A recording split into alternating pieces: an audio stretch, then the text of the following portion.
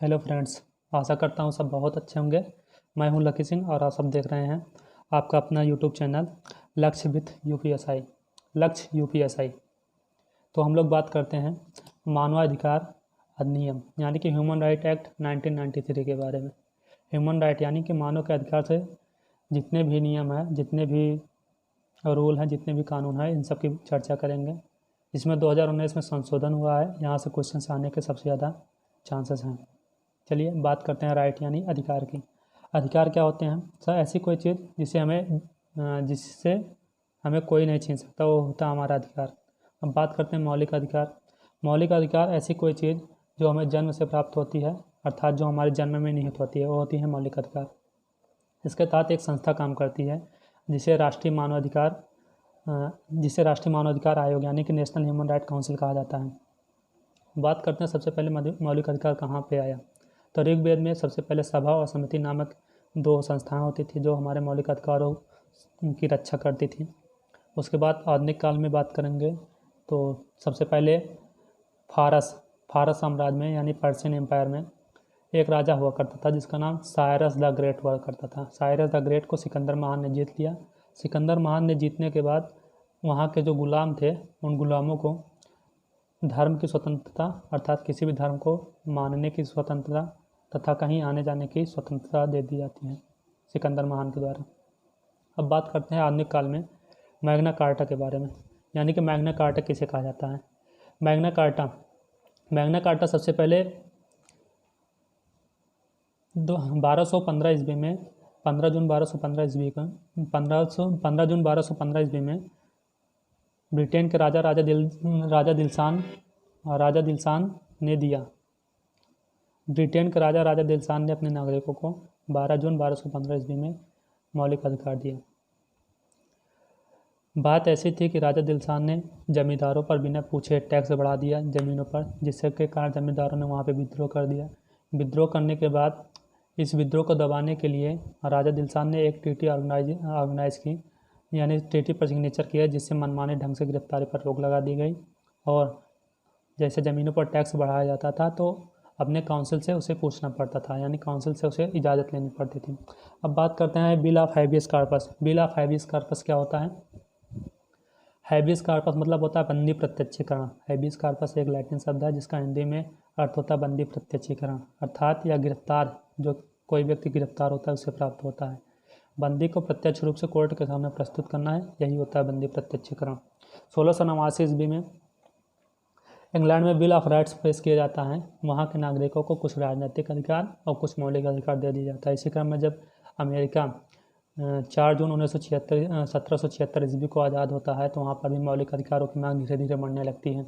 America ने अपने नागरिकों को मौलिक अधिकार 1751 ईस्वी में दिया।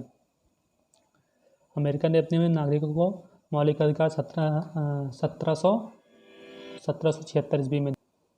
इसके बाद बात करेंगे यूनाइटेड नेशन की। द्वितीय विश्व युद्ध के बाद यूनाइटेड नेशन का गठन 24 अक्टूबर 1945 ईस्वी को होता है।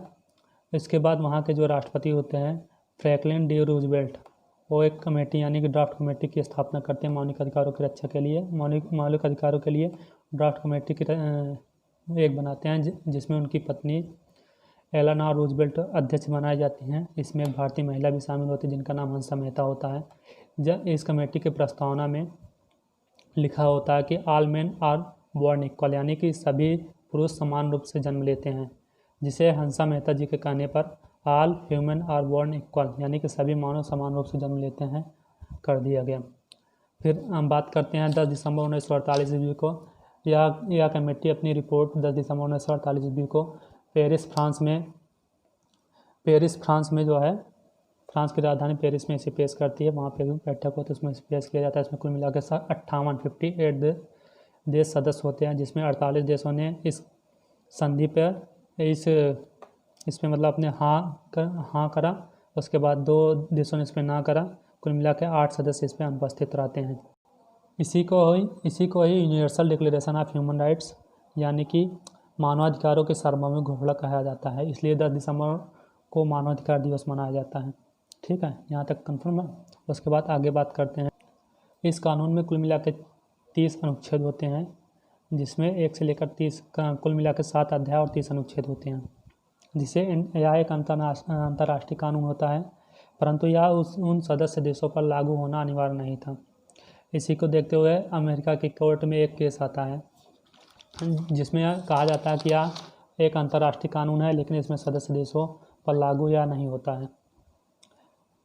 इसी केस को ध्यान में रखते हुए एक संधि की जाती है। संधि के हस्ताक्षर होने के बाद सदस्य देशों में मानवाधिकार लागू करना अनिवार्य हो जाता है। इस संधि का नाम ICCPR होता है, यानी कि international covenant on civil and political right, अर्थात नागरिक एवं राजनीतिक अधिकारों पर अंतर्राष्ट्रीय संधि। इसी के साथ एक और संधि की जाती है जिसका नाम ICESCR होता है, international covenant of economical, cultural and social right होता है, आर्थिक, सामाजिक एवं सांस्कृतिक अधिकारों पर अंतर्राष्ट्रीय संधि। यह संधि 1976 ईस्वी से लागू होती है। इसके बाद 1993 में world conference on human rights, यानी कि मानव अधिकारों पर अंतर्राष्ट्रीय कॉन्फ्रेंस होता है, जिसमें कुल मिला के 171 देश सदस्य होते हैं। यह आयोजन ऑस्ट्रिया की राजधानी वियना में करा जाता है। इसके बाद कुल मिला के 3 अंतर्राष्ट्रीय कानून बनते हैं, जैसे UNHRC, United nation human right council बनता है। यह 15 मार्च 2006 ईस्वी से लागू होता है और इसका मुख्यालय जिनेवा, स्विट्जरलैंड में है। इसमें कुल मिला के 47 देश सदस्य हैं। इन 47 देशों में मानवाधिकार का उल्लंघन होने पर United nation human right council स्वतः संज्ञान ले सकती है। इसके बाद एक संस्था और आती है जिसका नाम OHCHR होता है, office of the United nation high commissioner for human rights. या दिन प्रतिदिन की मानवाधिकार की गतिविधियों को ध्यान में रखते हुए इस संस्था का निर्माण करा गया, जिसमें यह संस्था दिन